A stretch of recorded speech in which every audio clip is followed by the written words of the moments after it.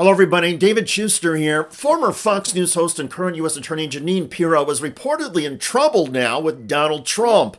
Pirro has failed repeatedly to secure criminal indictments against Trump's enemies. Latest Pirro prosecution failure came over one of Trump's longest-running complaints about the Biden White House, their use of an Autopen. President Trump's demand that the Justice Department investigate whether former President Joe Biden and his aides unlawfully used an Autopen to sign presidential documents reportedly has hit a wall. Federal prosecutors are dropping the criminal probe because they were not able to move forward with the case against Joe Biden. That's according to three people briefed on the matter speaking to the New York Times. The Times reports the investigation, which was run by the U.S. Attorney's Office in Washington under Jeanine Pirro, ultimately found no viable criminal case and now has been quietly abandoned. The case has been quietly abandoned because, as legal experts point out, using an Autopen is not a crime. The Autopen case focused on Donald Trump's claims that the pardon Joe Biden issued his final month in the White House were not valid because President Biden, according to Trump, lacked mental capacity and had to rely on aides using the Autopen. Joe Biden has called those claims false, saying he personally made all pardon decisions. The news that Pirro's office has dropped the Autopen case was first reported by Michael Schmidt of the New York Times. This is a story about the inability to bring the case against Biden, but this is also a story about how the Trump Justice Department continues to fail to do what Donald Trump wants it to do. He wanted the Justice Department to seek retribution and vengeance against those people who he didn't like. He wanted them indicted and put in jail. And in most cases, so far, we have seen them struggle to do that. For those of you keeping score, Jeanine Pirro and her Trump Justice Department colleagues tried and failed to indict the 6 members of Congress who produced a video urging members of the military to disobey unlawful orders. Trump called them engaged in treason. The Justice Department has failed in cases against former FBI Director James Comey and New York Attorney General Letitia James. Pirro's office failed to get a grand jury to indict the D.C. sandwich thrower.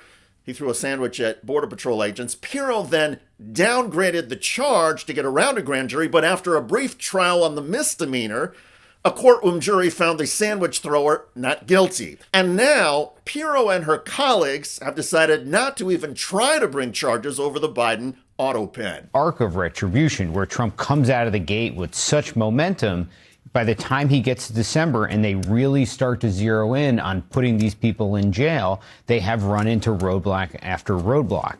Sometimes those roadblocks have been at the grand jury on the 6 who he accused of sedition. In this case, it was with the prosecutors who never even went to the grand jury to actually try and bring the indictment. They've run into judges, but this is where his power has been checked in different ways. They haven't given up on this. There's nothing in this Justice Department is dead by any means. We saw the other day that the Justice Department had gone out and put a filing to the federal court saying we are walking away from trying to defend the executive orders against the law firms, only for the walk away to be reversed just hours, less than a day later. So who knows? But for now, these cases have run into different roadblocks, and this one being the latest. There are several reports that Donald Trump has become frustrated with U.S. Attorney Jeanine Pirro. Analysts say the odds of Trump firing her are probably next to none, however, given that Pirro's husband was Trump's real estate lawyer in the 1990s and a longtime friend. Pirro herself was one of Trump's loudest cheerleaders on Fox News. Still, for Donald Trump, who was convinced that all of the cases against him were groundless political prosecutions, the inability of Pirro and the DOJ to even get indictments against administration foes has reportedly left Trump infuriated. And as Michael Schmidt noted on MS Now, people who are incapable of carrying out Donald Trump's dirty work or who appear to be failures don't last very long around Trump. I think that Jeanine Pirro is trying to straddle that line between being Donald Trump's, U.S. attorney in a really important office while trying to, keep things on the track. I think that's really difficult. I've watched people try and do that now for, 2 different terms, and usually it doesn't end well. This, again, is not an issue where, many people say one thing on one side, legal beagles say another thing on another. This was pretty clear. There was an OLC DOJ memo that said this was okay. The use of the Autopen, how Joe Biden made decisions, I would say pretty interesting. Those are really important, interesting things. What's interesting and maybe controversial is not criminal. And when you talk to people in the FBI or the Justice Department or anyone else in federal law enforcement who are confronting these attempts by Trump to use the criminal justice system to jail his enemies, what they say is that there's just a lot of things Donald Trump doesn't like that aren't criminal. And this is probably a good example of that. In other words, it's another example of Donald Trump's ignorance. Because Trump was indicted and convicted on 34 fraud charges in New York and indicted by a special counsel for election interference and hiding classified documents, Trump is convinced his enemies can magically get indicted just because Trump says so. Donald Trump thinks it's all about lawfare, and that lawfare must be able to go both ways. But what Donald Trump doesn't understand is that the evidence he broke the law was strong. The evidence that Trump's enemies broke the law was weak or absurd. And so, Trump's people, like Jeanine Pirro, keep running into the same wall that Trump's surrogates have always run into.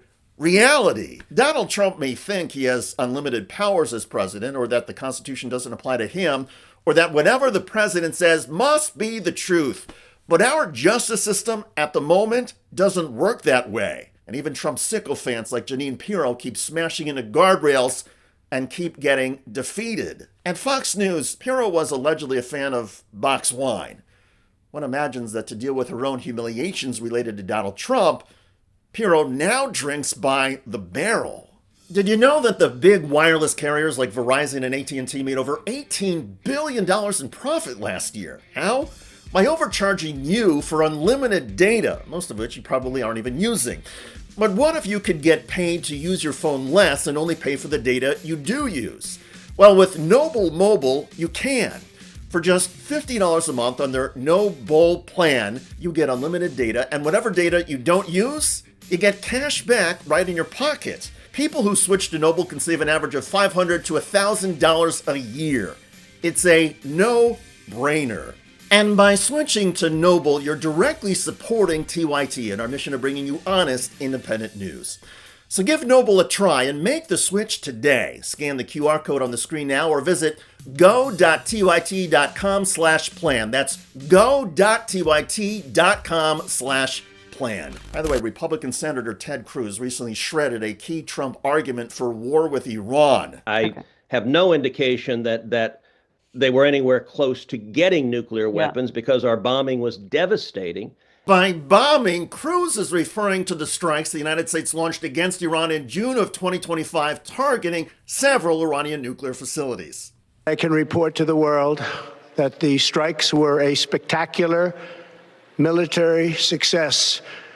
Iran's key nuclear enrichment facilities have been completely and totally obliterated. But a few weeks ago, the Trump administration began to insist that despite the attacks on Iran in June, the regime was close again to having nuclear weapons. They're probably a week away from having industrial grade bomb-making material. Trump allies in Congress, including Nancy Mace, Republican from South Carolina, added this. What most of America does not know are the classified briefings many of us have had on the House Armed Services Committee and Intel Committee. And you don't realize just how close Iran was to getting a nuclear weapon. Check out that video at the link below. I'm David Shuster. Thanks for joining us.